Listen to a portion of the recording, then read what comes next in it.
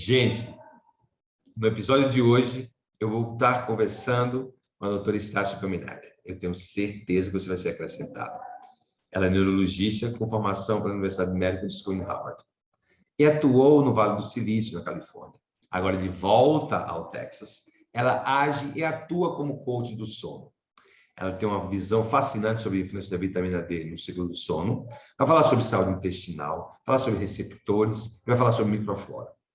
Você vai pegar a minha conversa com a doutora Stasha já andando. Eu já tenho explicado para ela, acabei de explicar para ela, a ação do biovitiglucano, que é um beta-glucano, formado de polissacarídeos exclusivos. Fala da estrutura química, da afinidade e da absorção do beta-glucano da SEMS Biofarma junto ao sistema imune. Você vai pegar essa conversa rolando.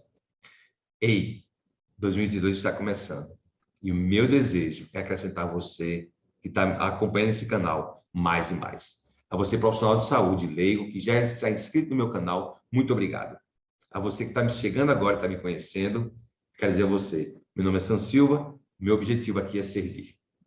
Eu sou formado em farmácia, com PhD em desenvolvimento de novas drogas, novos fármacos. Nesse canal, vamos estar falando de saúde, sucesso e como viver sua vida na melhor versão. Peço a você que, se você foi acrescentado com esse episódio, compartilhe com alguém, deixe seu comentário. E a você, em 2022, vitorioso. Até a próxima e Deus te abençoe.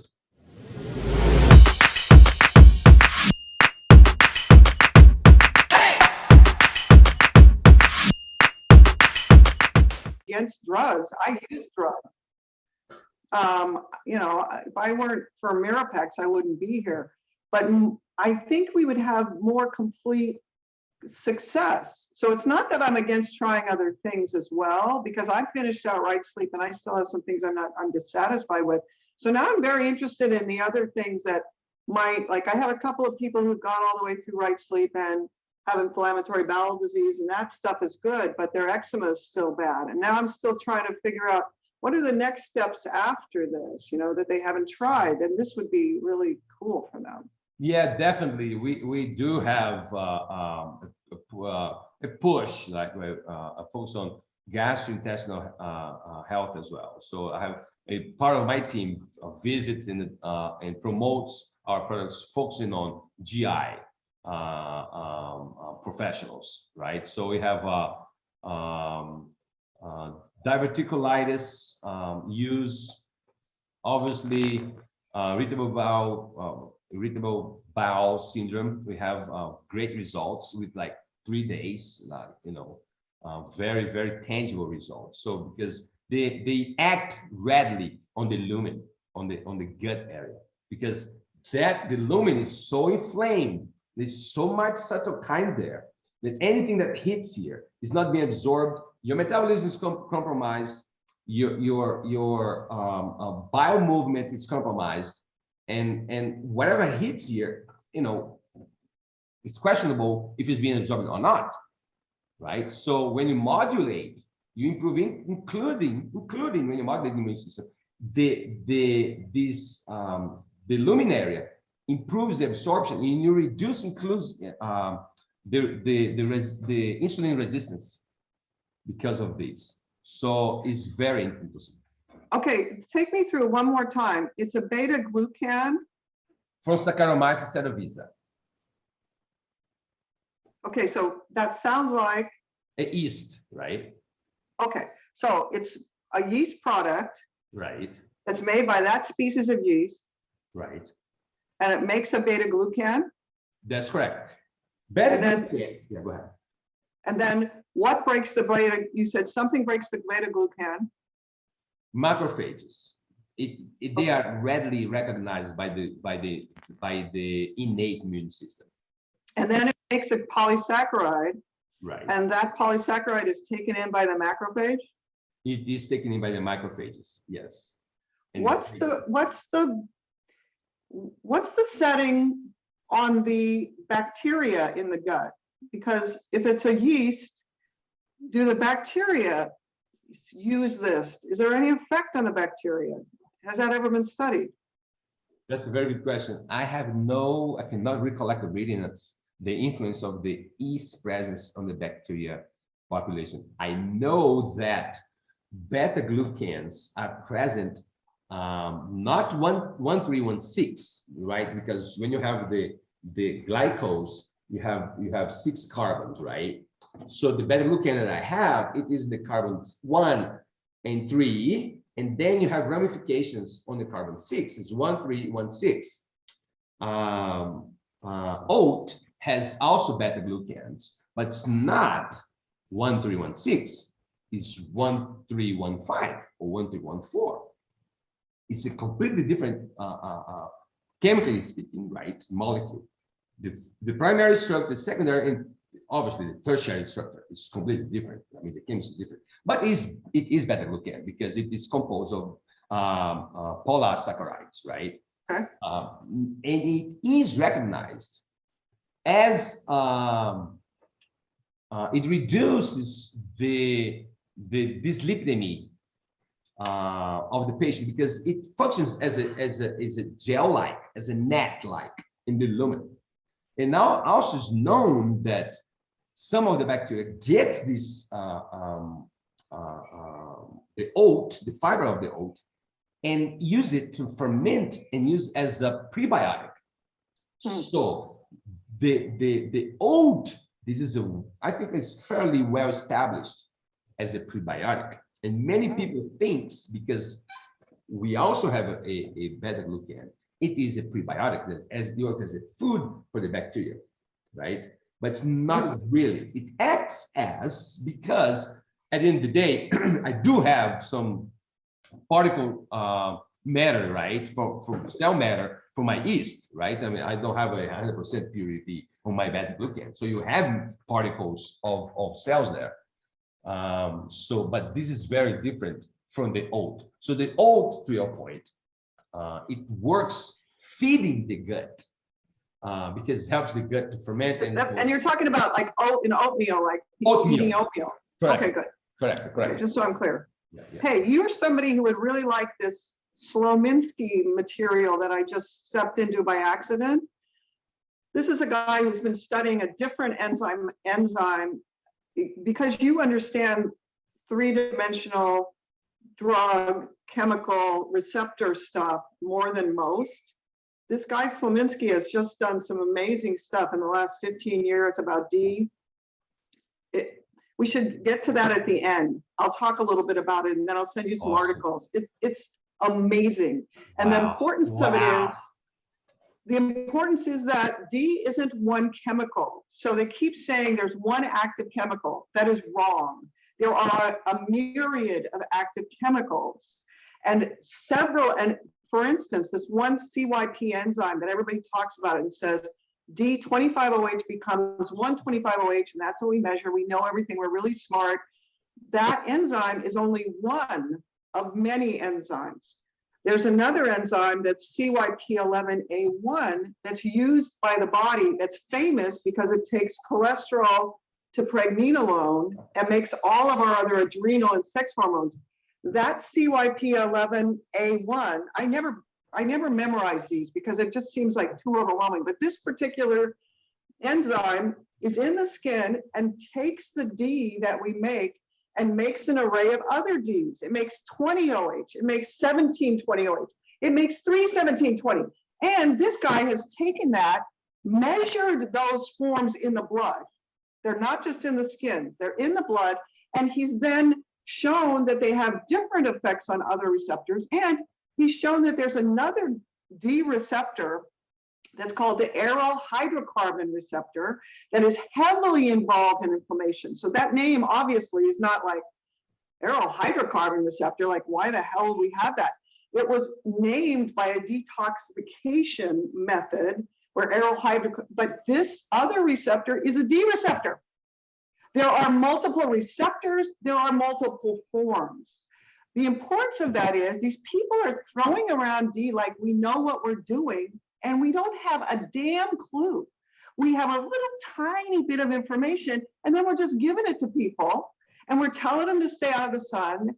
It's this Slominski stuff, it'll blow your mind. There are very few people who I can really talk to about it, because it's very cool, three-dimensional. This receptor will take this form, but won't take this form because of its three-dimensional structure. Sure. It's really cool. Awesome. Look forward to read it. Awesome. It would be great to see that. Yes, definitely. What kind of cancer did you have, Sam? I had a solid tumor, and I cannot recall because I was 11 years old, and it was one thing I remember. It was in my stomach wall, which was my stomach and outside wall. That's my understanding. It was very severe, very advanced. Back then, 30 years ago? I'm 50, right? Was it a sarcoma? It was a sarcoma. Yeah. Sarcoma. Okay.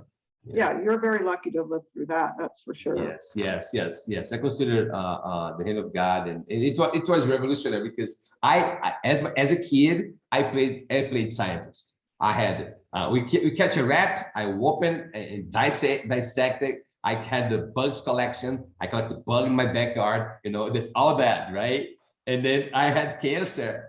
It was like, oh my goodness! Like you see all those, medicines and all those people and all those needles and I spent like a year living in the hospital. It was oh my God, yeah, what a terrible experience. It was brutal. I mean, brutal. I had I don't know if they're only collecting liquid from my hips, but every other month they come to me and get liquid from my hips, obviously from my the column, right? My dorsal. It was quite a journey. It was 4 years of chemotherapy.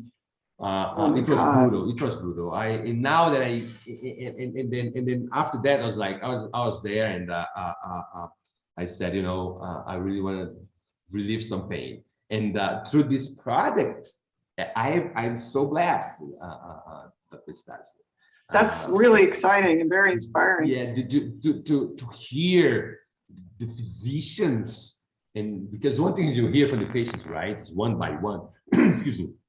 But when you get the physician saying, Sam, it has been great having a product because you have better adherency to the current protocol. I'm not advocating say quit everything, take BioVit. That's not what I'm saying, but I'm in the era of adjuvants.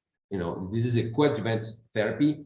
Do whatever you do, doctor. Why don't you try that, man? You're going to reduce your opioid intake. You're going to reduce infection. The ratios of infection reduction is humongous, right? Great. You see all that in the clinic. So I'm very fascinated about it. Yeah. That's really cool. Yeah. Enough about me. I'm so honored to have you here. And I'm really excited to be here. Cool. I'm really honored to have you, and I really the goal of our conversation, right, is that I really want to serve our Brazilian health professionals, and I think your mindset and how you read things come from a completely different angle, from if you will, if I may, from an orthodox medical school, right? So I thought it's revolutionary. I think it's edgy what you do.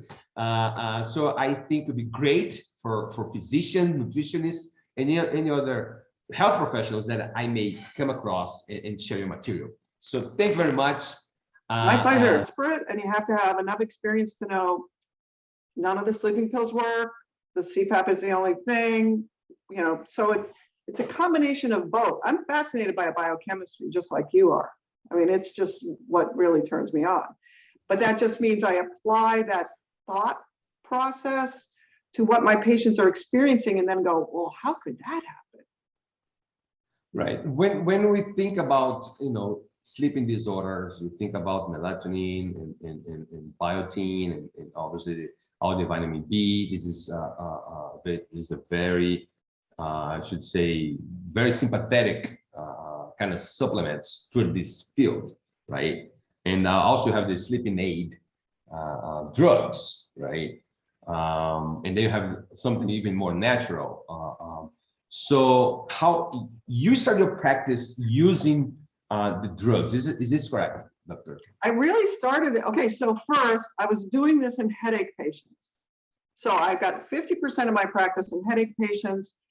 I've already practiced for 20 years. I know that the drugs I have work for a while, but they wear off. And then one of my patients says, look, I've tried 4 of these drugs that you say are daily preventative headache medicines. They haven't worked. I snore like a train. I want a sleep study. And I was like, well, no. And she said, I want one anyway. And she had bad apnea. And so this is in the 2005. And she was not overweight. She was not an overweight male. She was 32. She was young. She shouldn't have sleep apnea because we were brainwashed. What we really did is we saw the worst form of sleep apnea in post-cardiac bypass patients sitting upright in the bed. But then we didn't really think of it as a brain problem. We thought of it as a throat problem, and you call the pulmonologist and they do the machines. So anyway, this young person that doesn't fit in our preconceived notion turns out to have sleep apnea. But why would she have sleep apnea? Her throat's fine. And then she wears a CPAP device and her headaches go away. And for me, that was like, what? These are torture devices. How could her headaches go away? I know what headaches are about. They're about channel disorders. They're about these chemical things. And blowing air up her nose took her headaches away. So then I started to do sleep studies because we'd have nothing to lose. I mean, nothing else is working. These are still really horribly tortured patients who have daily headache. So we do a bunch of sleep studies, and the sleep studies are all abnormal, but in this more subtle way that's not on the report. So what's in the second page of what's in the actual second and third page of the report is, oh, they don't have any rapid eye movement sleep, or they stop breathing only in rapid eye movement sleep. These are things that don't lend themselves to being a throat problem. And they're young, healthy females. They don't have anything else wrong with them. They're not on other medicines. They've had a couple of kids. Like, why would their brain be malfunctioning in such a dramatic way? And could this be the preamble? Could this be the beginning of the disease? And what we've seen 30 years later in these post-cardiac patients be the disease after another 30 years. If so, what's the disease? It's happening in the brain. It's not happening in the throat. So when you don't have sleep apnea on your sleep study, you can't use CPAP. Then what are you stuck with? Well, if I see CPAP cure people of stuff, now I'm very passionate about the fact that means, gee, when I'm on the weekend and I'm seeing all these patients with stroke, we know they all have sleep disorders. Why aren't we thinking of that in a 30-year-old? Why aren't we looking for it to prevent it before they have a stroke 20 years later? So now I'm passionate about sleep, and I'll use any sleeping pill now. I'm thinking of it very differently. It's true that it's not the full answer to the question. And it's true that it's not going to give you the right kind of sleep because it's a fake out. But it turns out that drug sleep is better than no sleep. And nobody's talking about the insomnia. No one's talking about it. It is 50% of the sleep disorders, but there's nothing said. It's just, oh, you don't want to be on those sleeping pills. You have over-the-counters. Most of the people who bring it up to their doctor have already tried those. They're not stupid. They don't want to go to the doctor. They don't want to be on a sleeping pill. So seeing them get better with certain drugs and realizing that some of these same drugs were the drugs we've used all along for daily headache, but they're really making the headache better because they're making them sleep better. And then I have people getting better that are using CPAP and a sleeping pill that are looking amazing, that are like, 82-year-olds who don't have a tremor anymore, things that I just am not used to seeing happen. So now I see a totally different way of looking at the human being. It's not that disease just befalls us because we've sinned or we haven't paid our taxes. It doesn't just fall out of the air. It happens because we don't repair. That means the sleep is the most important part. Keep in mind that you and I are living in a time, this COVID is the first epidemic that's really affected the world in a long, long time. So we're practicing until COVID in a setting where most of the population is not starving.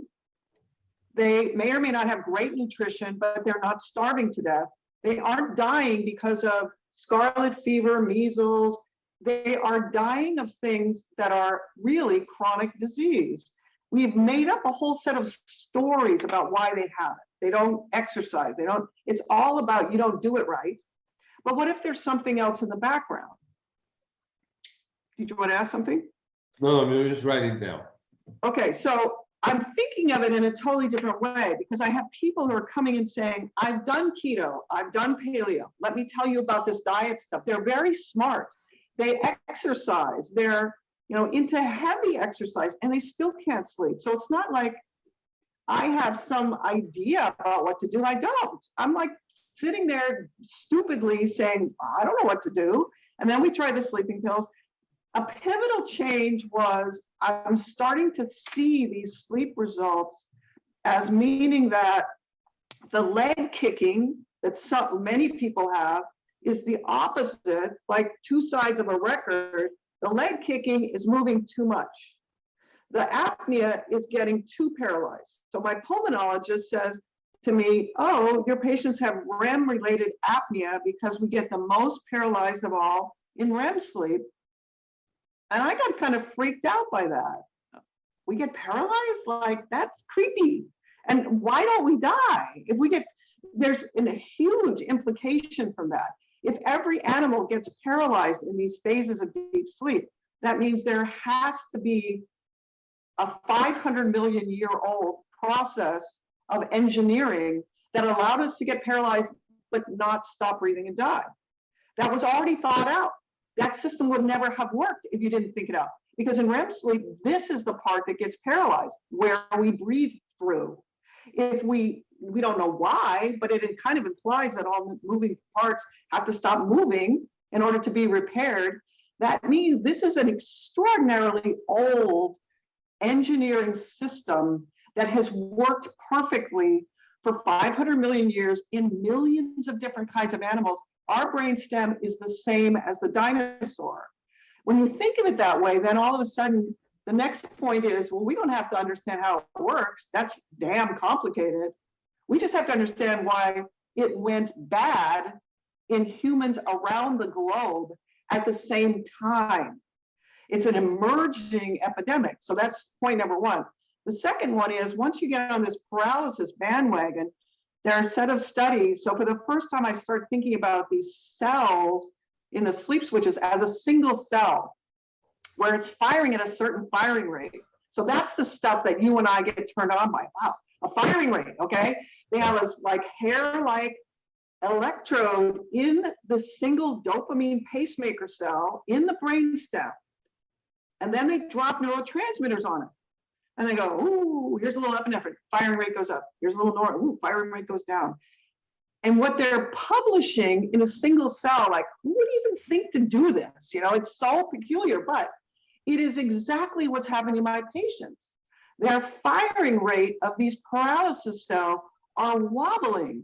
They're going a little too paralyzed, a little not paralyzed enough. When you see the sleep study and you think of it that way, you go, oh my God, there's a single cell, and maybe multiply it times 20, but there aren't that many more. And it's actually controlling the entire paralysis of your body during this deep sleep. That's extraordinarily powerful. Now, because I'm doing this nerdy single cell thought, what happens clinically is I'm looking at hundreds of sleep studies, and then I get an 18-year-old who's got daily headache. She has a sleep study. She sleeps for 10 hours, but there's no deep sleep, none. She tries to, but she wakes up 35 times an hour. She has no healing sleep at all. Oh. She has a B12 deficiency. I'm not interested in vitamins. I don't know anything about B12 deficiency. And now I'm interested because she has a dramatically abnormal sleep study that would be completely overlooked because she sleeps. But she has a B12 deficiency. So for the first time, I go and look on Google and say B12 deficiency. It says fatigue, daily headache. And I'm like, well, I've never done a B12 and a daily headache patient in my life. I'm a neurologist. I do daily headache. That's what I do. It's not listed in the neurology literature because vitamins are not welcome there anymore. And if you look under B12 deficiency, headache is listed, but it's not listed. So that starts me down a path of measuring the B12 levels. And by accident, I throw in a D level. and the D level turns out to be the consistent finding. So I get into this really forced into a corner where I'm looking at the functioning of a single cell, where I could picture that, oh, these pacemaker cells start firing the moment we're born and they never stop. Maybe they don't actually have the leeway to say, take it, buddy. I don't have enough B12, so I have to do some biochemical workaround, you know? So they're really failing before the rest of the body is failing. And I happen to have patients that had a stroke, who have AFib, who have B12 deficiency in the hospital. That means dopamine containing or other pacemaker cells that have a certain firing rate are both failing. Maybe this B12 is really important. I know a little bit about B12 deficiency, but then what happens next is the B12 turns out to be related to D deficiency, but it's not, and it is a player in sleep, there's no question about that. But the consistent thing that's there in everybody that has a sleep disorder is the D deficiency. So you, in your practice during this time there, your patients were taking or doing lab work, and you're asking about B12, or just happened that it's part of the protocol that pops out? Well, see what happened? No, it wouldn't be routine. She comes back and says, my headaches are better. This is before the sleep study. She sees me, the headaches are bad. I give her the drug. She has a sleep study schedule. She comes back. I look at the sleep study and go, oh my God, this is horrendous. And then she says, my headaches are gone, but I'm really, really tired. And I say, well, that's not what I do, but did your doctor do your tired labs? You know, I don't even know what. So we do a thyroid and a B12 completely by accident. Wow. And she turns out to have a B12 of like 172. It's not a little low, it's dramatically low. And I would never have paid any attention to it, except that I know that her brain stem cells are horribly malfunctioning. And I'm thinking on it on a single cell level now. So I think about it not as B12 deficiency gives this clinical physical picture, but I'm thinking about it like, what does B12 do in that cell? What if these sleep disorders are a deficiency state? That would be so cool. We could give back something that was missing, okay? Then when it turns out B12 is there only maybe the sickest of the sick, 1 out of every 4 people, but the D is deficient in everyone. Then the fascinating part is, and I really am just doing it because I'm drawing B12s. I go, okay, we'll throw that in. Okay, and there are several serendipitous things that happen at the same time. There's an aspect of these patients who also have physical pain that shouldn't have physical pain. Okay, 32-year-olds should not have physical pain, but many of these women also have back pain or hip pain or knee pain or foot pain. And again, they don't take drugs. They're exercising normally. They just had a couple of kids. And I had wondered whether or not this inability to get properly paralyzed that's showing up on the studies, but no one's mentioning it. They don't say that these periodic limb movements lead to X because they don't know. Nobody pays any attention to them. They don't know what to make of them. So I'm thinking, well, maybe that means that her legs are moving while she's sleeping and her knees don't get repaired. And then one of the patients says, you know, my doctor did, this is when I'm drawing B12. My doctor did my D level. She gave me some vitamin D. She told me it was low, and my wrist pain went away. And I went, well, I don't care about that. You know, it's about bones and all that. But so I just happened to throw it in. And then every single lab test that I'm writing back about has got a low D. Now, again, I am not interested in D, but 4 months into this, so it's kind of an experimental study where everyone who's had a sleep study, not all headaches now, they've all had a sleep study. I know they have bad sleep. They all just had a B12 and a D level. Every single one of them has got a low D. A few of them have a B12 that's low. And then 2 guys come back 4 months into it and say, hey, I'm wearing my CPAP. It's not worked for my headaches. But you know, you sent me that little lab report last time I was in here, and you told me to take vitamin D.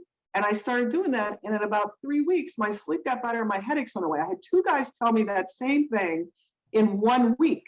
Wow. So it wasn't just do the Ds and they're low, because the current view is having a low D is like having a cell phone. I mean, that doesn't help, you know, it's nothing. But these two men who turned out to have Ds that were higher, and they were on CPAP, which really helped them. So they had a clinical response, and then I went to the literature, and the literature is starting in the early 80s. Walter Stump has these articles where he's studying this exact same cells where we get paralyzed. He has a single report. He's reported vitamin D receptors all over the brain, all these different parts of the brain, and happens to have studied these cells in this particular nucleus where we get paralyzed. And he has an article about it. He says there are vitamin D receptors all over those. But I'm like, whoa, this is amazing. Like, why would this bone vitamin have anything to do with our sleep? Well, duh, it runs hibernation. So I call up Walter Stump and I say, look, I just read like 20 of your articles and you're brilliant.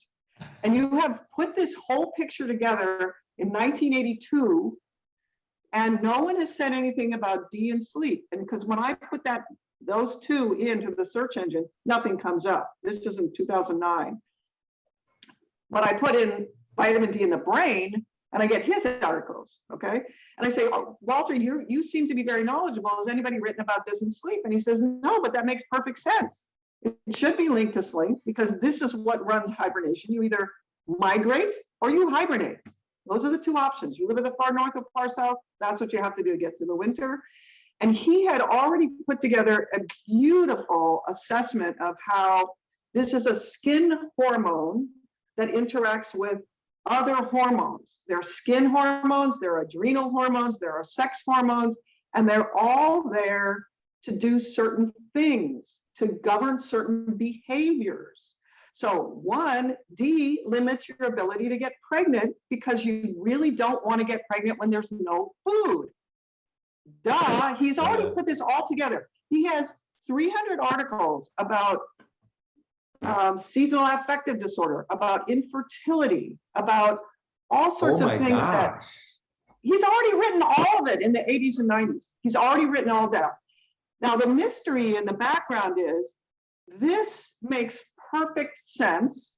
From the beginning, he's saying this has never been a vitamin. It is not a nutrient. It was never designed to be taken as food.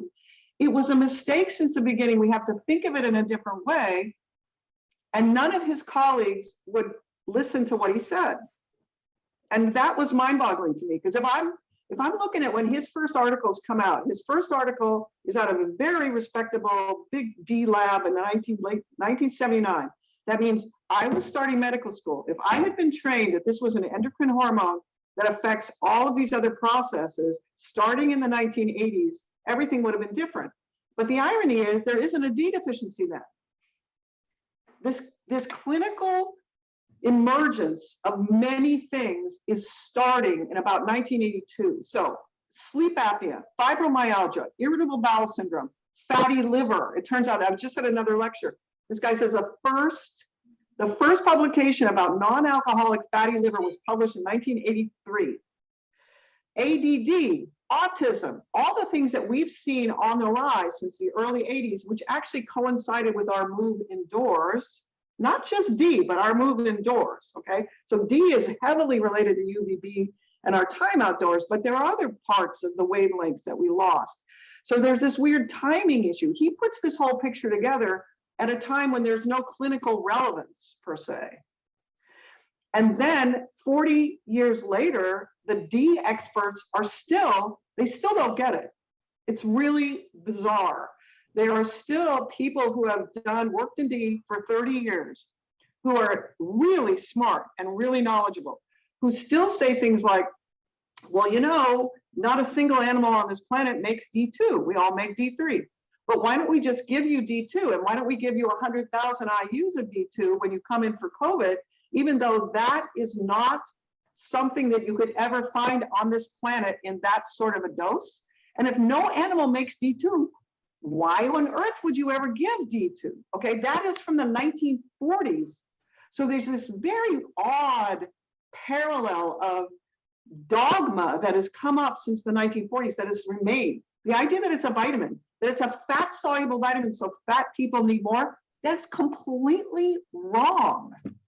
If you have a hormone that you make so that there's a summer state where you're fertile and you build muscle and you do things like you sleep less. And then you have a winter state where you sleep and you don't make babies and you actually change your microbiome so that you gain weight. These are the evolutionary pictures of a low D state, that's a winter state, and a high D state, which is a summer state. If you say that you make it and you store it, then there wouldn't be two states. This has never been a vitamin. It's always a hormonal state that fluctuated with winter, summer, if you didn't live at the equator. So there's this really weird mismatch. And the reason why I have a website is I did vitamin D for 2 years of my patients. And we all got better, and then we all got worse again. And we looked terrible at the end of 2 years. And this is what's going to happen around the world, because everybody's going to start doing D. And it turns out that if you do D and you do not bring back the microbiome, so the thing that makes people sick is not the D being low. First, the D goes low, but the bugs need D also. To have a normal microbiome, you have to have a D over 40. If you don't, you lose your microbiome, and just giving those little bugs D does not bring them back. That seems ironic. I expected them to come back, but they did not. So you need to have D plus high dose Bs, B50, you bring them back, and then all the bad things that were showing up in 2 years start to get better. So you're saying if I just take vitamin D, bring up my level, I might be able to restore my microflora, my microbiome? You can't do it with just D. That's the thing that's weird. Okay, so here's what happened. This was the pivotal part where I started to say, oh my goodness, this is really dangerous stuff. So one, you have to keep the D in a blood level, okay? There's a big misunderstanding about that. Every single hormone, you would never say, hey, you know what, Sam, I think your thyroid is a little screwed up. Why don't you just go down to the local pharmacy and buy some thyroid and take some, and then come back in a year, okay? I'll let people know, wait a minute, aren't you supposed to measure my level? And then aren't you supposed to give it and make sure the level comes out? So that's the first mistake. But the second one is, D is a growth factor for the 4 phyla of healthy, helpful bacteria. They are playing, D is a needed growth factor for them. Now, what I expected was that they would come back. But at the end of 2 years, the IBS was no better.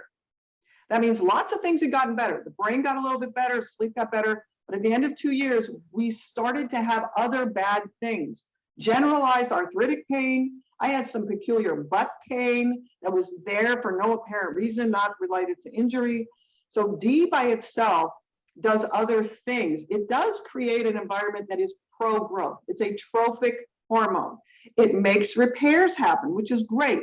The problem is that when you increase growth rate of many things and repair rate, and you do not have the primary supply of the 8 Bs, which are the bugs, then you become B deficient. You start to use up the B store. So there are several things that question the dogma about bees as well.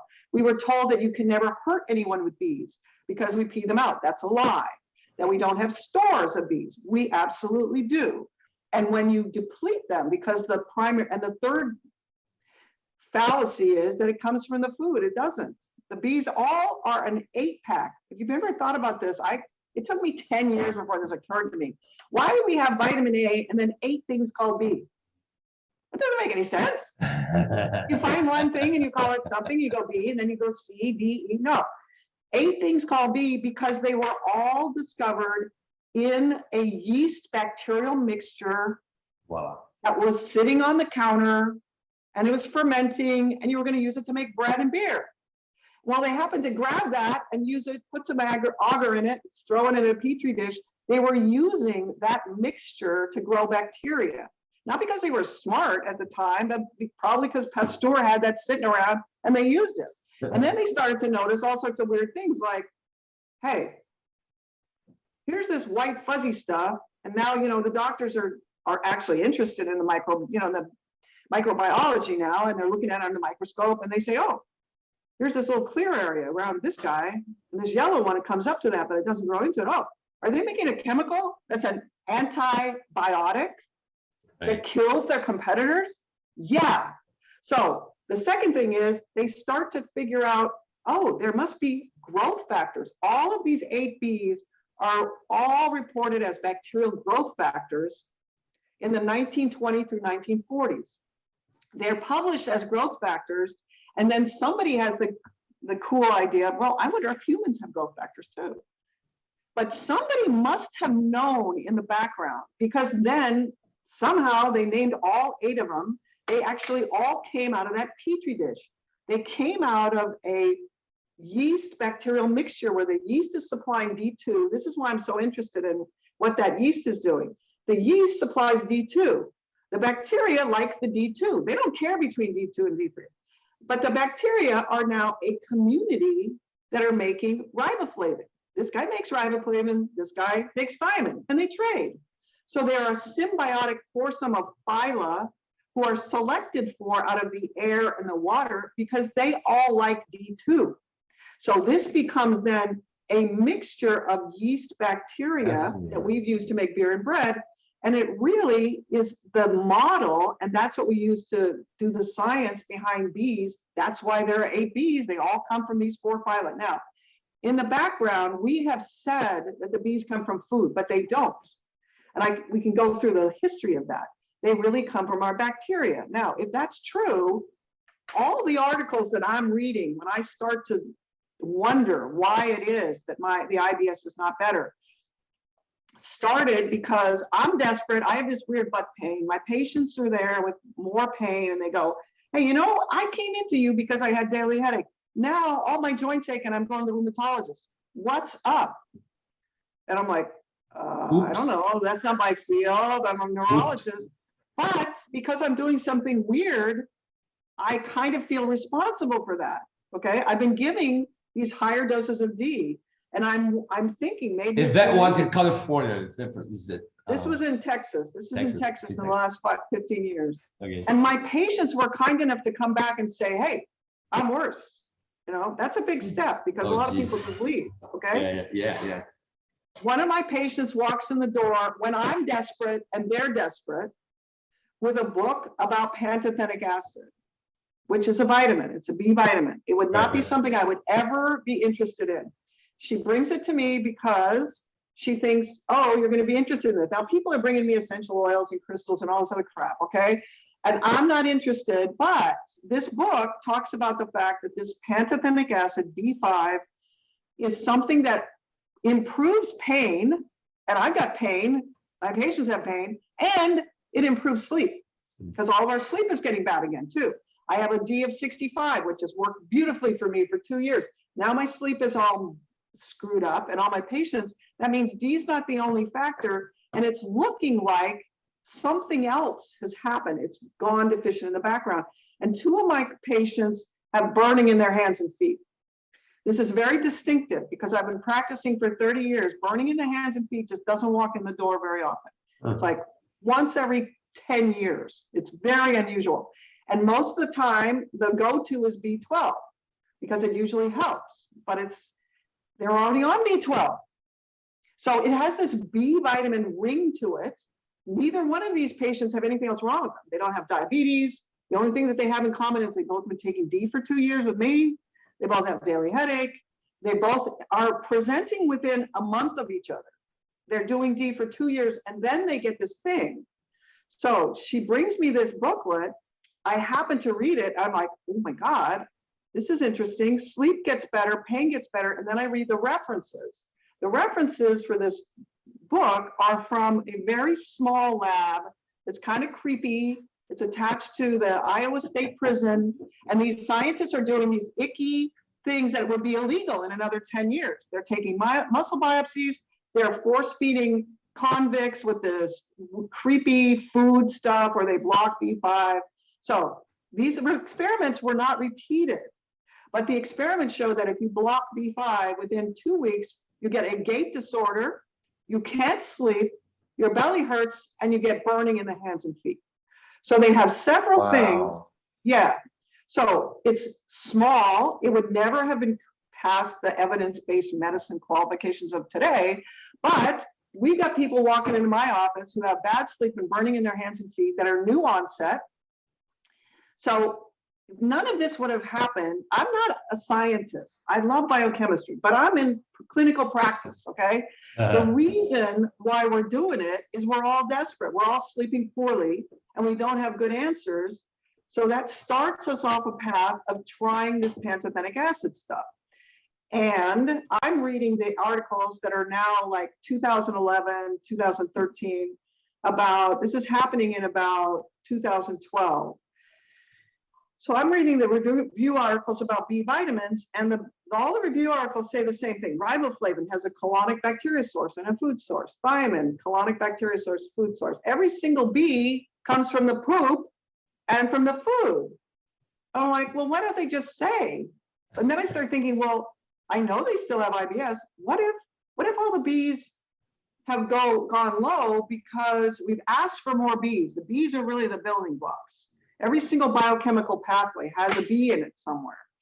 They're what we use to make proteins, to make DNA, to make RNA.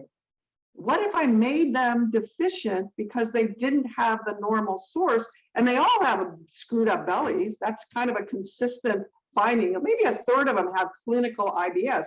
But if the bugs have been wrong in all of them, and I've now increased the demand for the Bs, but I don't have the original source intact, then they could have developed. I could have induced this B vitamin deficiency state. That's not the way we've thought about it. We're thinking of these Bs as separate chemicals now. All over the place, there's like a new drug that's got 3 Bs in it for dementia. And then there's, we give thiamine for alcoholics, but we have forgotten the original base of all 8 were named Bs for a particular reason, if you go back into the history. Right. So there's enough of a old literature source to say, well, maybe they're all from the bugs. And that means, oh, I just started giving B50. I actually use B100 only because when they gave me this book, I go into the health food store and there's this pantothenic acid sitting there on the shelf at 400 milligrams. That's what it says in the book. But I think, I remember that when we were in medical school, they said, if you give one B, you should give all of them. That's the only thing I remember. So I look through all the B complexes and I'm completely overwhelmed because each one is different. Some have 3, some have 5, some have 8. And then I find this stuff called B100 and it has 100 milligrams or 100 micrograms of all 8. So, and I'm not giving them sources. I'm recommending they go and buy it, okay? Right. So I want to at least know that they're taking something that, I don't want to just say B complex.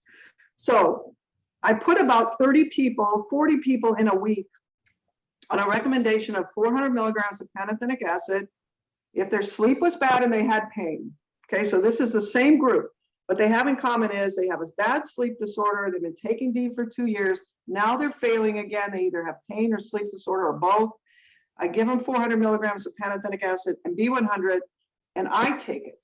And by day 4, I have terrible restless legs all day long. I'm worse. And my legs are bouncing all over the place. Oh my goodness. So not only when you're sleeping, but also when you're awake, you have restless legs? Restless legs is directly responsive to B5. So this part right here is the most important piece. So by Friday, I think this is a disaster because this is the same thing I found out about D. Everything they write in the books is wrong. Everybody in every single reference says pantothenic acid deficiency doesn't exist because it's in every food. That's what it says. So I just took 500 milligrams because it's not supposed to be able to hurt you. Deficiency doesn't exist, despite those articles. And my restless legs goes berserk. So I stopped the 400 milligrams of the pantothenic acid. And I'm thinking, this is a dose-related thing, just like with the D, where nobody's paying attention, has the name vitamin on it, so they're just throwing it around like candy.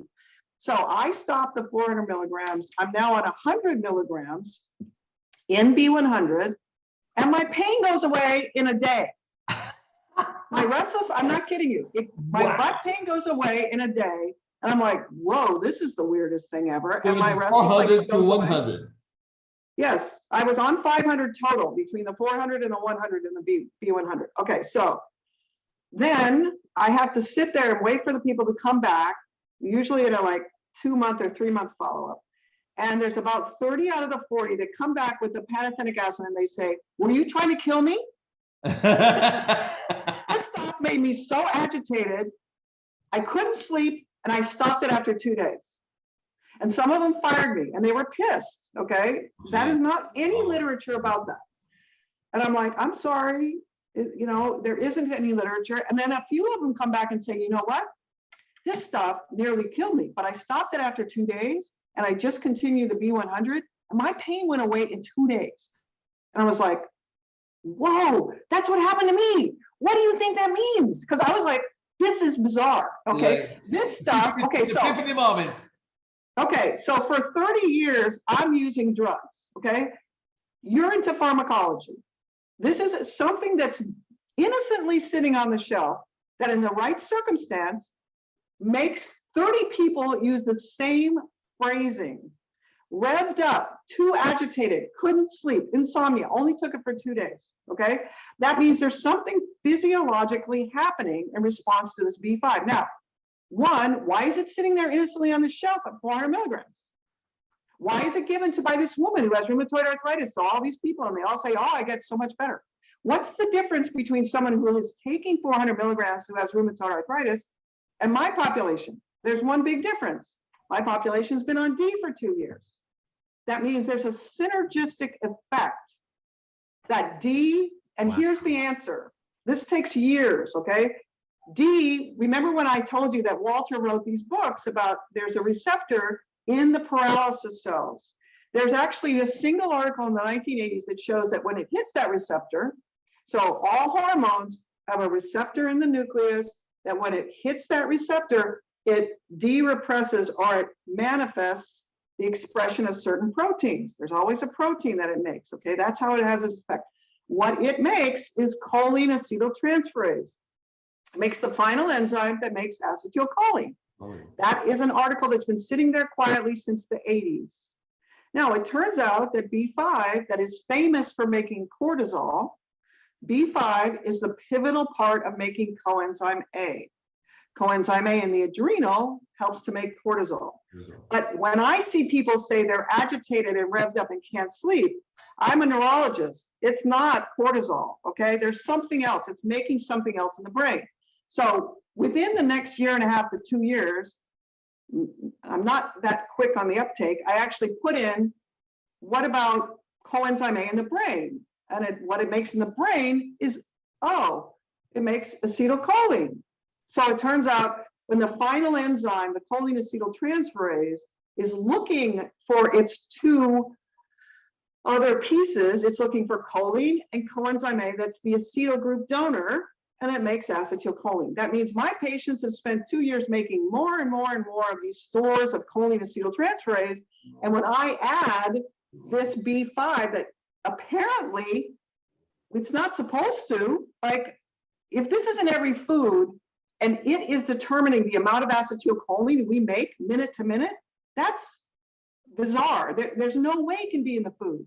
That has to mean that there is a constant amount of B5 being secreted by the microbiome every minute of every day. Because the next thing you should do is say, acetylcholine, that sounds familiar. Gosh, I'm a neurologist. Shouldn't I know what that does? Yeah, neuromuscular junction, easy. Hey, I got it all. No, did they come in and say, I couldn't breathe? I just like went into tetany? No, it was something very specific. They all said the same thing.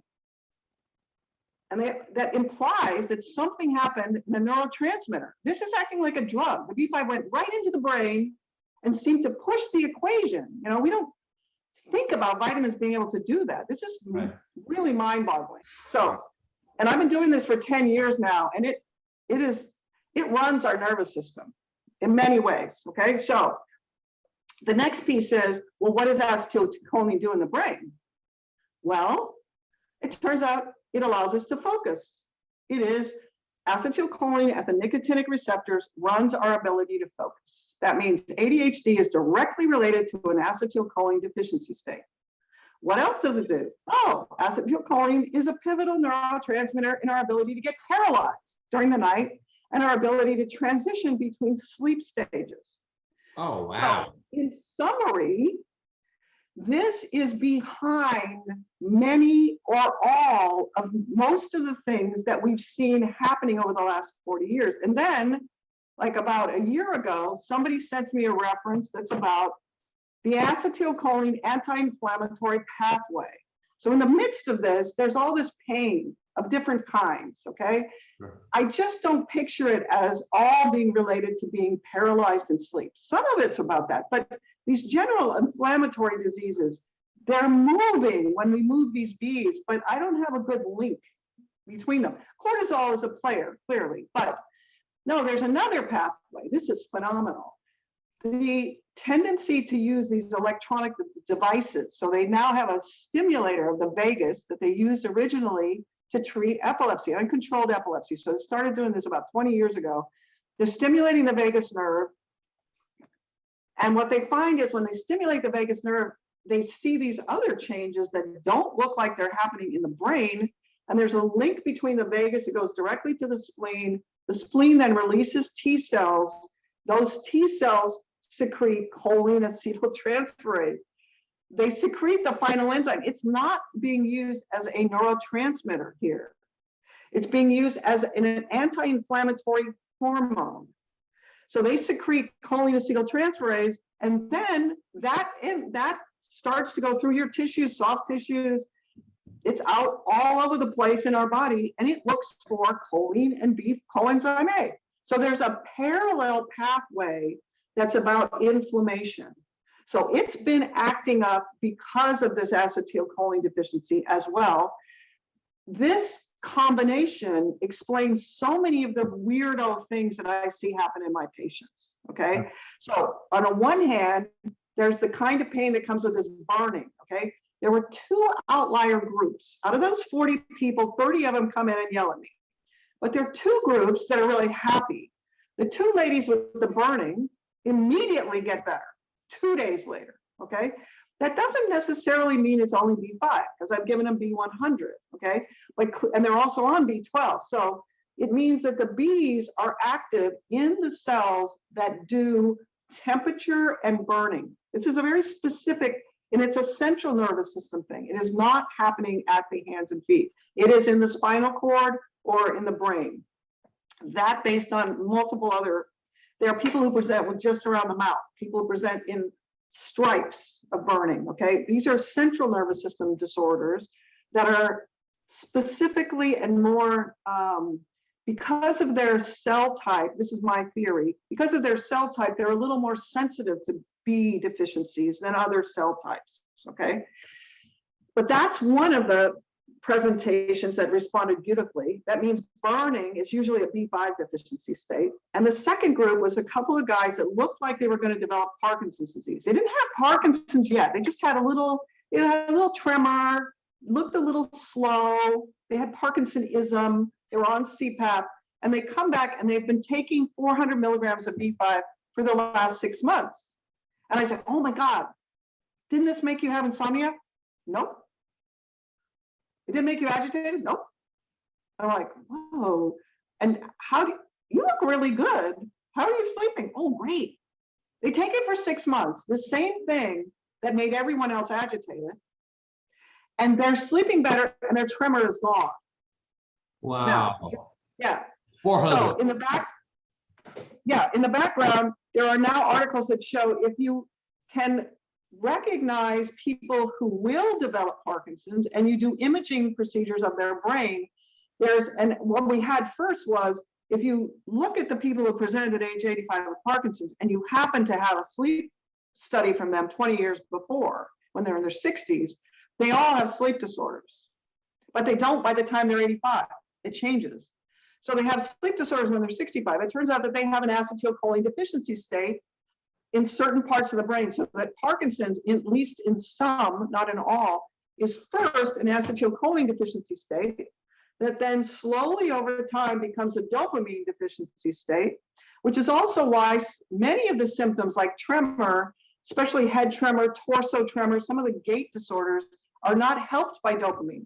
Now there's a whole body of literature about that. They're all acetylcholine deficiency states. Now, I'm curious now, because the B series of vitamins, it is from bugs, right? Of my tract, right?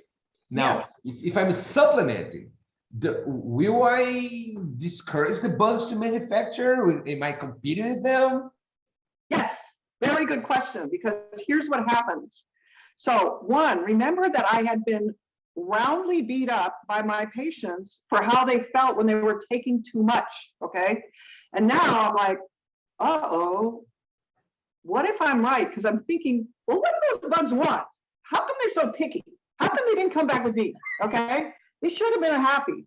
Now I'm giving B100, now I'm reading all these articles, now I'm thinking, oh, maybe the 4 phyla are all down there, but they have piles of bad bacteria in between, and their buddy that used to trade thiamine with them is too far away. I just flooded their GI tract with B100. What if that's the other growth factors that they need that favors the foursome that either make at least one or need at least one of those? That means sometime in the future, if my hypothesis is correct, we're going to have a bunch of people who are brought their bugs back, but they won't know it. And they're going to be on double the dose, and their sleep is going to fall apart, and their pain is going to return, because now they aren't aware of it, but they actually have 2 sources. And that's exactly what happened. So unfortunately, I was too stupid to listen to my own advice, but I started telling them, look, I'm thrilled that you're sleeping, your pain is better, but look, I'm a little worried about this B100. So if the pain and the sleeplessness comes back, I want you to stop it, okay? And then you write down when you did that. I went on it, and it turns out to be pretty much 3 months. You need it for 3 months. You need a D over 40, and you need B50 for 3 months. We originally started with B100, so you have to think of it, it's a little more complex because each person walks in the door with a different severity of gut depletion, a different severity of B depletion. The thing that makes me passionate, and I still have the website, is as we start to acknowledge D and the immune system, and all the doctors don't know this second piece, they're going to force these people into a terrible inflammatory state in another couple years, and no one will trace it to the fact that they're D. They'll look at the D and they'll say, oh, it's 48 now, that's great, you look fine. Well, how come I feel like shit then? Right. And so, yeah, so you must bring the microbiome back, because every little molecule of D that encourages another repair requires these basic building blocks. And the other piece is your nervous system will tell you if you're on the right B5 dose. This happens all the time, and there are different genetic risk factors. Those 2 guys with the Parkinson's disease, they're tolerating 500 milligrams of B5 and feel fine. Wow. That means that they have a different genetic thing going on. Or right? epigenetic, what do you think? It's epigenetic, because the other piece that's weird is when you type in panthetic acid into PubMed, the only other thing that pops up is, aside from a bunch of vitamin stuff, is there are these children who have a specific disease where they come in and they look Parkinsonian, okay? They have dystonias, they don't walk right, they don't look like Parkinson's disease. Oh.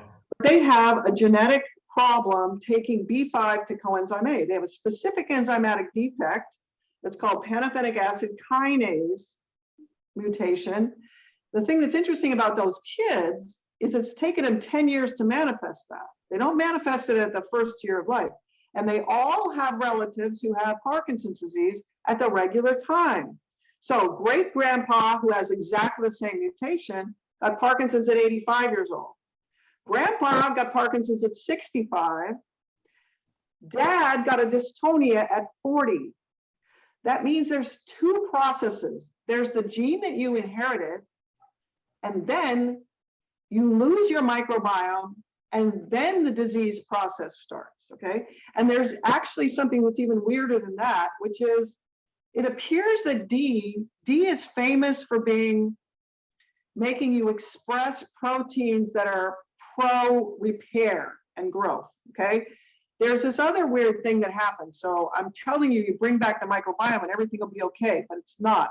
There's a third step, which is if you stay with a D in a beautiful range like 60 and you keep it there, you keep sleeping well, and your brain sleeps for like 3 or 4 months perfectly, it appears that the brain then says, hey, Sam, I just did every single nightly repair project I was supposed to do. Every night, I've gotten everything done. I'm doing it every night for 3 months. And it starts to ask for more Bs. You have to have 2 things. You have to have a D that's in range, and you have to have slept very well. And then your sleep starts to fall apart, and you have to up the Bs a little bit. There's an increased requirement for Bs. This is weird. Like, the first assumption is if our biology came second, so first came the bacteria, then came the yeast, then came multi-celled organisms, and we all had poop inside us. That means our biologic pathways were actually determined by the doses of these 8 or probably more like 12 or 20 chemicals that the bugs make. Our biology came second. Why would we ever need more Bs than what our bugs make? Once they're back, we should never need more. But there's another concept, which is if I could get to a place where I could actually make deferred repairs, like all the things I haven't been able to do for the last 20 years while I wasn't sleeping. What if your brain keeps a record of all the maintenance it was supposed to do that it didn't do? Is it aware of that? Could it actually get to a point where it says, hey, we've been doing really well. Let's sleep a little longer. Let's actually sleep until 10 a.m. in the morning. So this is coincident with people starting to be able to sleep longer in the morning and nap. The brain will actually say, I need more Bs because I have all, like we have to do some foundation work. We have to clean out the gutters. We have to fix the roof. It actually starts to ask for more Bs and it turns up the requirement. And then you get these other weird, like you might start having burning again. If you had burning before, you'll get burning again. If you got anxious before, you'll get anxious again. Your sleep will go bad. It'll be all the stuff you had before that was actually a B5 deficiency state, but we didn't tell you that because we didn't know it. And then you do that for 6 or 8 months, and then you have to come off of them. It's like the weirdest stuff I've ever seen in medicine. You make additional repairs for 6 to 8 months, and every single person that I've taken all the way through, you have to taper off of them again at the end, and eventually you will not even tolerate 5 milligrams in a multivitamin. This is someone who was taking, you know, sometimes in that taper up period, they have to go to 500 milligrams of B5, and then their body will not tolerate it in another 2 years. That is what the definition of epigenetic is. That means our concept of the genome, tiny. No, there is an executive branch that is watching the genome, and it is deciding when you do this and that and the other. It is making these complex decisions about, and D is linked to it, and so is coenzyme A. But it is such a level of complexity that is mind-boggling. Mind-boggling. And do you think, because you mentioned 24 months, it's like when you start to have restless legs and 2 winters or 2 summers at which your level went to to skyrocketing, and your body say enough is enough, and you had the overload, and now you mentioned that the 6 months you have to title. Yes, this is not the way we think about it. This is not the way we think about any of these processes. And also, just to give you a little insight into why this is hidden from us, every time we do experiments, so we take it from the lab in a test tube and we look at what happens, and then we take it to a mouse. We never pay any attention to the fact that the mouse is doing something different with their body when they're awake than they are when they're asleep. If you happen to have a mouse with a sleep disorder, you will have a different outcome from that drug or that biochemistry. We don't incorporate that in our studies, okay? And when we do it and we take it from a petri dish or in a lab tube, we're not really thinking about the fact that even single cells, so even a single fat cell, does something different during the day than it does at night. It has an internal clock. That means you give it a message, and this is really, you can see this in the body if you're paying attention. You give it a message, that message could be the same message at night as it will be during the day, but you'll get a different result. Wow. Yeah. So for instance, let me tell you one other piece, because this will be really interesting within your study. one of the fascinating neurochemists or endocrinologists is Ev Van Couten. She's been doing the endocrinology of sleep. She measured back probably in 2010, 12, that growth hormone is completely linked, the secretion of growth hormone, and this is important in bodybuilding too. Growth hormone is linked to deep sleep, or what really is called slow wave sleep. So the first phase of deep sleep is the only time when kids release growth hormone. And in children, it's released in a sustained release. She was able to take aliquots of CSF so close together, so specifically, that she was able to document that we still use growth hormone. As we transition through puberty, it becomes a pulsatile release. So it's a pulsatile release for the rest of our life. And that probably that means, well, if growth hormone made bone growth hormone, muscle growth hormone, tendon growth hormone, vein growth hormone, they all have their specific actors that listen for the growth hormone. And this entire growth crew comes and grows your limb while you're sleeping, only when you are paralyzed in bed. That means you only grow when you're in deep sleep. If you don't have deep sleep, you don't grow. That also implies that if then it transitions into a pulsatile release, I'm sitting in the back of this lecture going, oh my God. So you take the deep sleep away, they don't ever get to the repair phase. Those same growth crew then becomes a repair crew. Now, what does that imply? At the receptors of the muscle growth factor. It means that the receptor at the muscle growth factor can understand the difference between a sustained message and a pulsatile message. Like, what? That means it can hear that it's coming at 3 hertz. Yeah. So in essence, that means we are operating in this I'm using my body state. And then we use exactly the same stuff because we have to use the biology we were given, and we flip over into repair state, where the same cell is doing something totally different. It's really flipping over into a repair. That piece of picturing these two sides of the record, but we've only been looking at the awake side, has not really transitioned into pharmacology. It hasn't transitioned into the bench science yet. Right. So that even when every single repair process that you think about, because that's what you've been doing with this stuff, okay? Right. What do the hands do? But you haven't really thought the next piece because we haven't given you that. What do they do when we're sleeping? Do they have a totally different thing that they do? I mean, should we give them at a certain time? Well, what if I give it at a certain time and this person never gets into deep sleep? That'll explain why it doesn't work in this person. Right.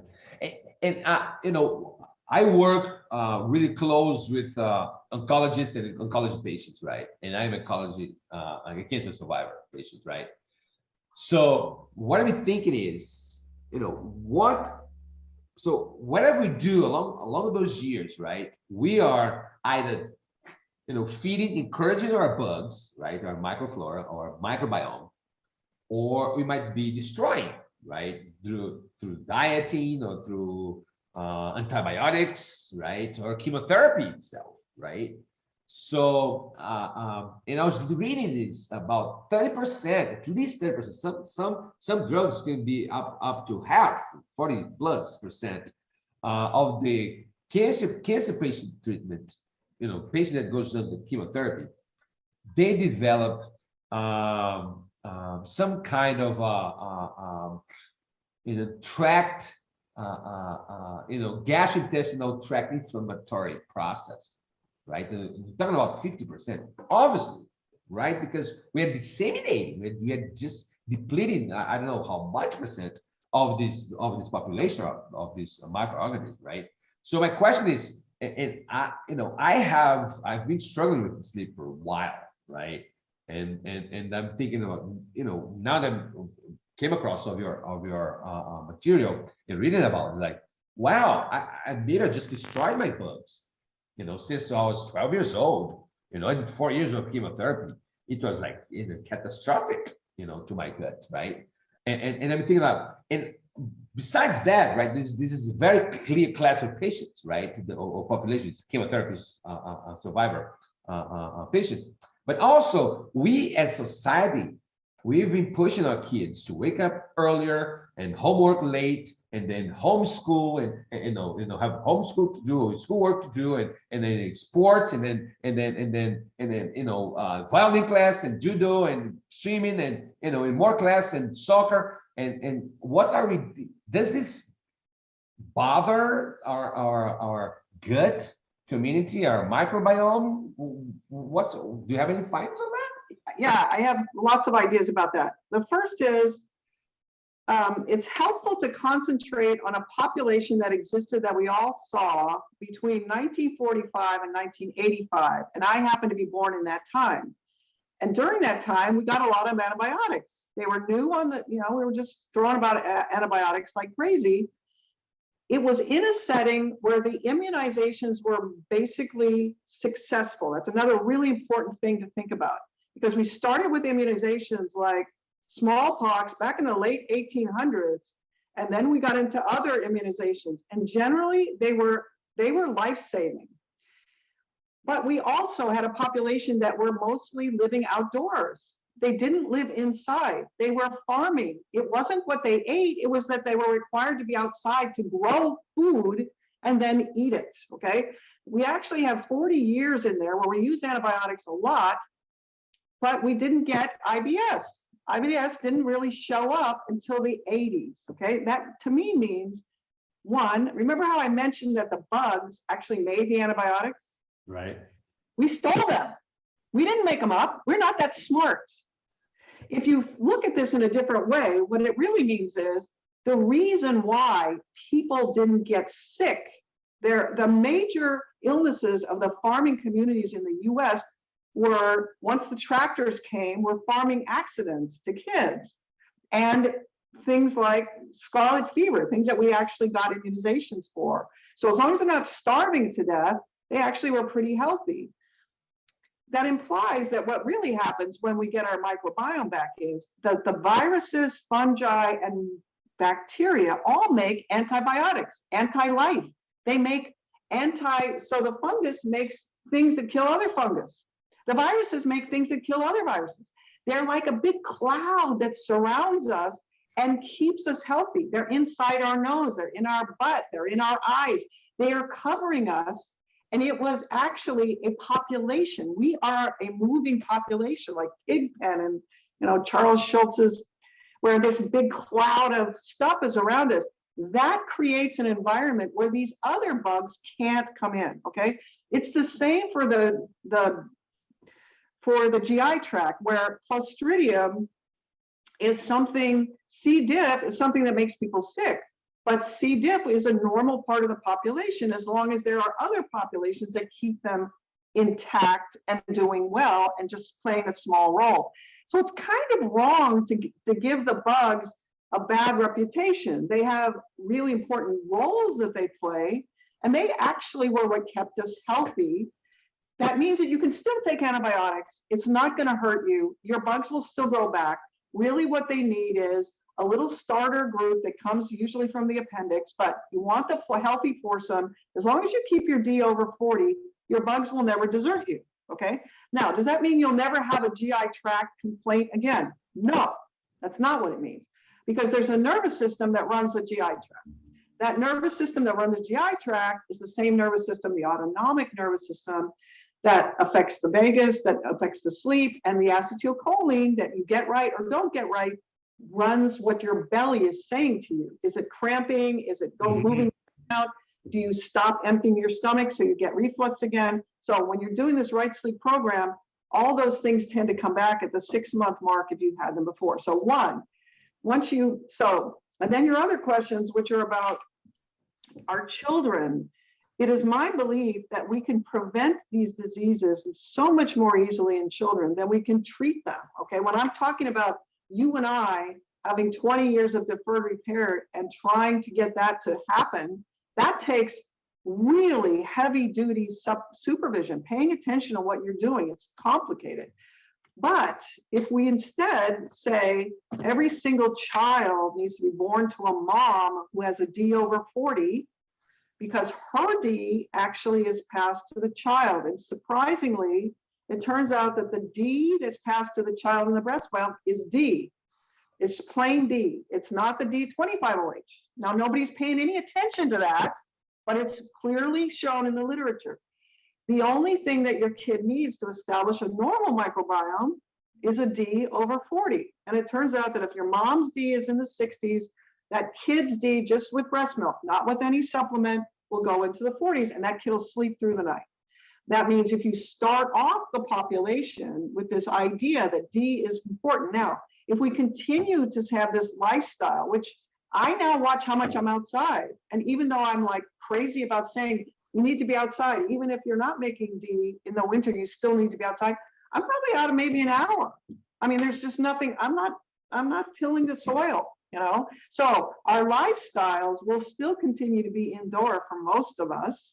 Right. So we will have to be supplementing in some way, but there are a whole bunch of things that aren't known. Like one, if I just mentioned to you this other Sliminski articles about the fact that we make a rainbow of Ds on our skin.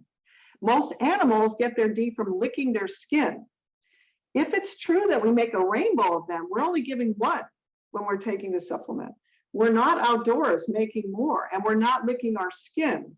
So there's a whole path that's about, well, what are we doing when we're supplementing? Are we actually duplicating what normal biology would be? And I would probably say that we're not, okay? That there's this aspect of being outdoors where these other wavelength of lights, the same guy, Sliminski, shows that we make melatonin, not melanin, melatonin on our skin in the sun. That means there is an array of hormones that play a role in our sleep and our physiology that were linked to us living outdoors, that all animals live outdoors. They don't just stay in their little squirrel hole all day watching television or, you know, on the computer. They have to come out, okay? That means when you and I have a kid who plays soccer 2 hours out of the day, we think he can't possibly have any problem with his D because he's outside 2 hours a day. But in actual fact, our bodies were made to be outside from the moment the sun comes up until it goes down. And we're not yet duplicating that. So you're seeing these little movements in other fields, like a really interesting guy named Rudy Nassif that's really talking about taking the science, saying that his sleep was terribly screwed up. He would fall asleep at 4 a.m., wake up at 12 noon, and he would never be able to pay attention. And then he went outdoors on this weird thing in Canada where he was outside and living in a tent for 3 weeks. And all of a sudden he starts sleeping at, you know, when the sun goes down, because he was really outside the whole time. Right. Well, you know, when you mentioned the panthetic acid and the bugs and the vitamin B and the Ds and so on, you know, something really interesting happened with the product we work on, with the BioVit, is that some prescribers had Down syndrome children, right? They have patients that are Down syndrome children, and they are very selective with their food. They are very sensitive. This is the reason, right? They're very sensitive, and they start taking our supplement, and they're improving their social skills, and they're broadening their menu, if you will. Yes. And we look at their bug, the microflora, right? So I'm thinking when you mentioned estrogen, you know, is BioVit, you know, a prebiotic, right? Does it help the bugs, It's right? having some effect there. Let me tell you one other really important thing that'll make you insane. What you described there is not actually specific to trisomy 21. What you described was that their variety of tastes and their social skills both improved, and those are both characteristics of autism as well. And since I grew up with a lot of trisomy 21 kids, they did not have problems with social skills. One of the really interesting features about trisomy 21 was they were really good socially, but they are going through the same problems as all the other autistic kids now, okay, for various reasons. Now, in the background, it turns out that there's another thing that links to our microbiome. There's one article that I will send you, and you'll have to tell me all the things I told you to send you, but by Francesca Guida, who is a brilliant person, who adjusted the D dose to the mouse and said, we're going to follow what the microbiome does when we lower the D supply to the mouse. And she actually made records of which species went away. Some of the species that went away are species that make the raw materials that become the endocannabinoids of the nervous system. That means when your D is low and you lose your microbiome, you also are at risk for losing one of the major components of having a normal nervous system. Developmentally, this is there most of the time in autism. So what she did was to show that that particular bacteria went away, that the raw materials to make the endocannabinoids went away. They then measured the physiologic response in the mouse spinal cord to pain and showed that the light touch, so one of the distinctive things of autism that might be seen in those trisomy 21s is misperception of light moving touch. That is perceived as uncomfortable or painful. We have a whole bunch of kids now that have these certain features. That means that they are endocannabinoid deficient developmentally. We also know that the endocannabinoids and the B vitamins are both completely pivotal for the development of the normal brain and spinal cord. So when you step back a minute, that means what you've done with your product, whether you know it or not, is you affected perhaps the raw materials that are being made by the bugs. So you're changing the population of bugs, and it's having this ripple effect, so that you're actually changing that child's nervous system, either through sleep or through actually supplying these other endocannabinoid building blocks. And then she showed they're giving anandamide, which is a congener of our natural endocannabinoids, that it fixed the nervous system problem. That's only one article. I haven't gone down that path yet, but that was the very first one that connected low D, wrong microbiome, multiple developmental defects in autistic kids, because autism has very specific features. It's not a disease. That's the other thing that's interesting. And it's really increasing like 10-20% every year in the population. Yes. Yes, and what is about 90% are C-section babies, right?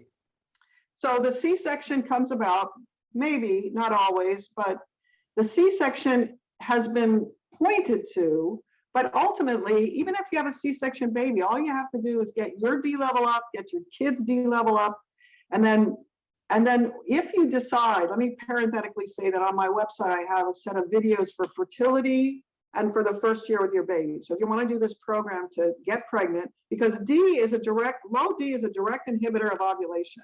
So this is polycystic ovarian syndrome, this is infertility, this is endometriosis. This is why all of those diseases have been on the rise in the last 40 years. And that's well described in the OBGYN literature. That's not me making that up. So all you have to do is get your D up and you'll get pregnant. What you want to do though, is you want to have a body that has the microbiome that has always been the supplier of these basic B building blocks that the fetus needs, especially in the first 4 weeks during organogenesis. We know that every single one of the big, nasty birth defects about poor fusion of the face or the nervous system is a B vitamin deficiency. And it's because they don't have a normal microbiome. So you want to not just do D, you want to build your normal microbiome so that when that baby is conceived, it has the normal supply. Once you've done that, you don't need a prenatal. Prenatals are recent developments, okay? If babies were born without birth defects, to most of the women who are living outside digging in the dirt, it means we were perfectly set up to have babies like every other animal on the planet. Right. So I have videos about whether or not you should use a prenatal, what should that look like, where are you in this stage? And then I have a set of videos about doing this in children. And the important thing to know is you don't want to be doing vitamins in a kid that doesn't have anything wrong with them. Because they're very strong. They can make the sleep worse. And you have to just be alert to the fact that if my kid has a sleep disorder, anytime you manipulate these vitamins, you watch what happens, because they can make it worse, but they can make it better And then you actually go through the steps to say, okay, I'm going to put them outside, and then we're going to watch what they're like in September. I'm not going to give any vitamins, just going to see what happens and see if they need bees or not. Okay. Because we really don't know. I have strong opinions about what we should do, but I don't have a huge clinical experience with children. I had just the kids that were in my practice, and those are kids that are pretty sick. They have epilepsy, they have headaches, they have tics, they've already developed medical problems. That means it's not the same as taking a healthy population of women who are going to have babies, and can we prevent this? Right. Now, let me ask you that. Nowadays, so you are dedicated to research, and how's your clinical practice right now? How is it? I retired from neurology, so you don't get paid for this part. In neurology, you get paid for doing procedures. So I was spending a lot of my time talking to people about this. I was very passionate about it. So I retired. I also wasn't happy with the way medicine is going. It's all about coding. It's all about the insurance companies are telling me what drug I can give, not because it's the right drug, but because they want to. And so I retired in 2016, and now I'm a sleep coach. So now I work virtually, which, lucky for me, COVID has changed everything in medicine. So I don't practice as an MD. I do have an active license, but I don't practice as an MD. I don't prescribe. I'm a sleep coach, and I insist that everyone who I work with has to have a doctor, because I'm focused on a very narrow area. Okay, it's not that I don't believe the rest of medicine. Sure. I do believe the rest of medicine. I want everybody to feel good and do well and not have to go to the doctor. Okay, but we all need a doctor. We all need to have annual physicals and that sort of thing. So I work as a sleep coach, and I love what I do. It's so great. Awesome. Now, how can people find you on the internet and the social media? How can I find you? Dr. Gominak, DrGominak.com. And unfortunately, it's not in Portuguese at the moment. And we've discussed whether or not I have a workbook that takes you through what you should do. Okay, so as we talked about, this is a long process. It's not as simple here. I'm going to take this vitamin, I'm going to feel better. Okay, you'll feel better for a little while, but you'll feel worse again. So there's a workbook that actually takes you through all the steps and encourages you to journal about what you notice. Because unlike most of medicine, where you come in and say, I have blah, blah, blah, and then I say, here, do these labs, and then I'm the keeper of the labs.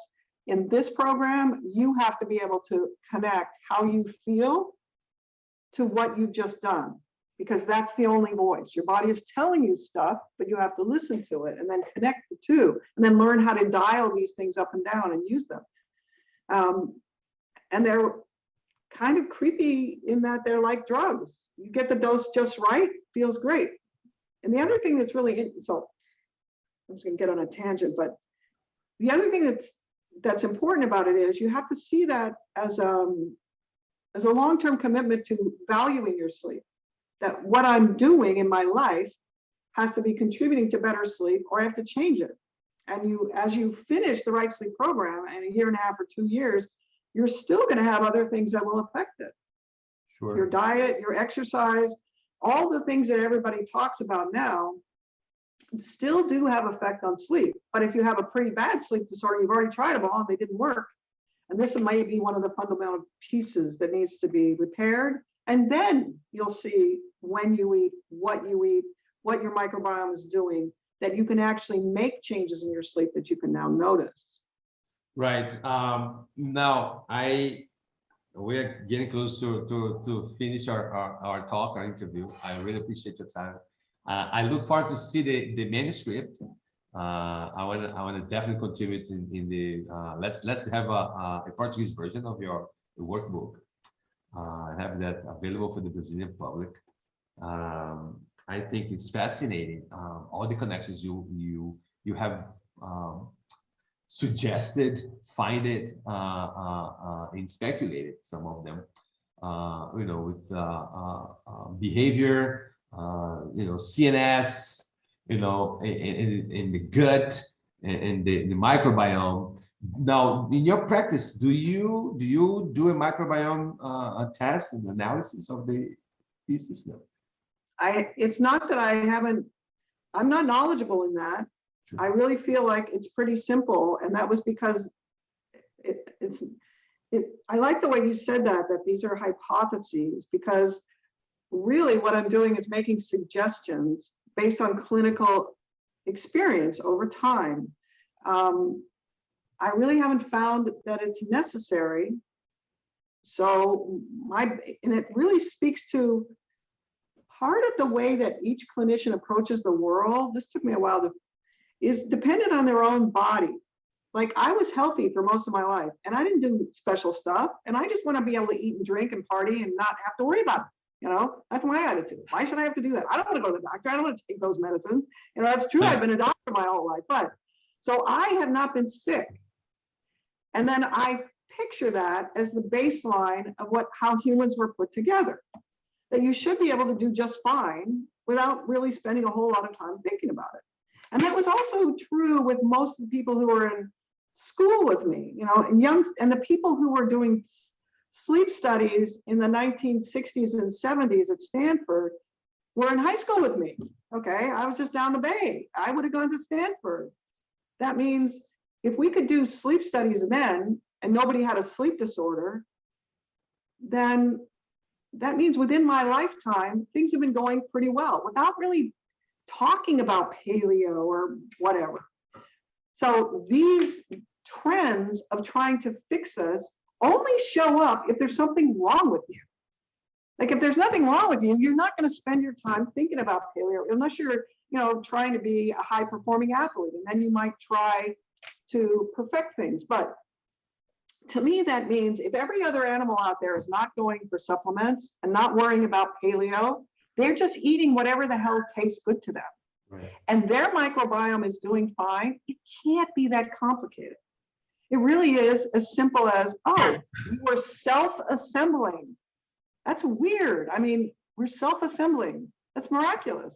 And we're self-repairing for 75 years, self-repairing.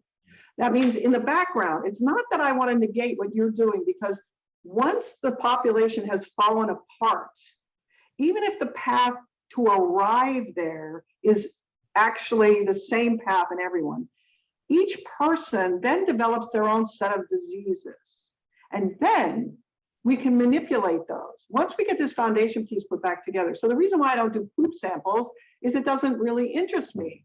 And then once I found out you just do D and you take the B15, you do that for 3 months and then you remember to stop it, then it turned out there was no need. Okay, now everybody's interested in leaky gut and blah, blah, blah. So my way of looking at it isn't 100% correct. It's never going to be, okay? There's always going to be somebody that still has a leaky gut because your stuff needs to be put in there, okay? Right.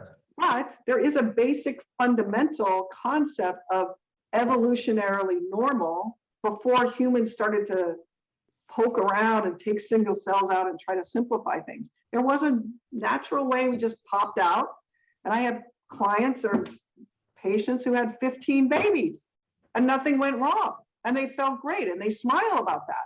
That means when you see that, you go, well, that means under the right circumstance. Oh, and by the way, she lives in northern Mexico where she still lives in a little pueblito and she had a dirt floor and lived in a stick house. You can see the same sort of thing brought out in a slightly different way in the outcomes of COVID in India.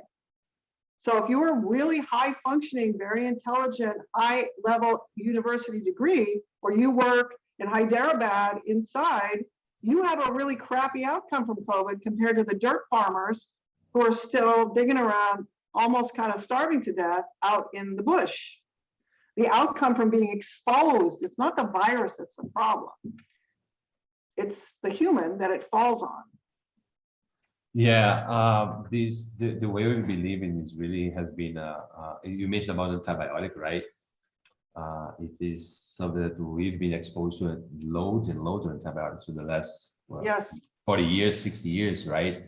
Because our chicken takes antibiotic because if you have 10 chicken, one dies, no big deal. But if you have 100,000 chicken and 10% die, that's a very right. So let's give everybody antibiotics. You know, hey, by the and I don't want to negate that because you're right. You're absolutely right. And we haven't talked about glyphosate, and we haven't talked about a million of the other toxic things. And it's not because I don't think those are important. It's just that that's not my level. That's not my expertise. And so I really do think I'm thrilled that somebody is going to do something, hopefully, about glyphosate and something about antibiotics, et cetera. And basically what I talked about today is me sitting across from my patient. And if I say, you know, Roundup is really ruining your life, then what I would say if I were the patient is, well, is there anything else I can do? I can't help if my neighbor's still using Roundup. I can't help it if my neighbor has chickens, and just how can I intervene in myself? So I don't want to undermine the importance of the other things that are being said, because I still think they're important. Sure, certainly. Dr. Gominak, I really appreciate your time. Thank you very much for your time. It was an honor. I hope really to talk to you sometime sooner than later. Is that okay? Yes, I would love to have another conversation, because I am really into biochemistry, and you got into an area that has shown a difference in pain. There will be several places where this will intersect. So I'm going to actually give you a flood of articles to read. Awesome. Because there'll be all sorts of places where this will go, oh, well, this is where that is happening. Right, and yeah, we didn't even scratch the area in which, because I'm really focused on, like I told you, immune system modulating and what kind of cytokine is secreted. Yeah. And you go different routes. For me, it's like mind-blowing. Like she's talking about, reducing inflammation, reducing pain, and GI infection or inflammation through supplementation of vitamin D, and it's, for me, it's really fascinating. I think there is a point of convergence there. We need talking. We need to, yes, right? For sure. I'll send you selectively the articles that are about what D does at the intestinal lining and which cells it's talking to, because it'll be playing a role in what you're seeing. So it'll intersect in some of the chemical pathways you're thinking about all the time. So I'll send you the inflammatory pathway. I'll send you some of the other subgroups that are about what really D is doing in the GI tract. Awesome. About inflammation. Awesome. And I will make sure I'll send you some of my products. Please send me the biochemistry in the background, because I think polysaccharides are like totally cool, and beta glycans too. I mean, I love that stuff. So I'd love to read about that. Awesome. We're going to have a great experience, and make sure that I'll ship some of those to you, and make sure your patients will have access to that too, if you wish them to evaluate as well. But again, okay. All right. Thank you very much, Dr. Gominak. Bye, Sam. Yeah. Bye-bye.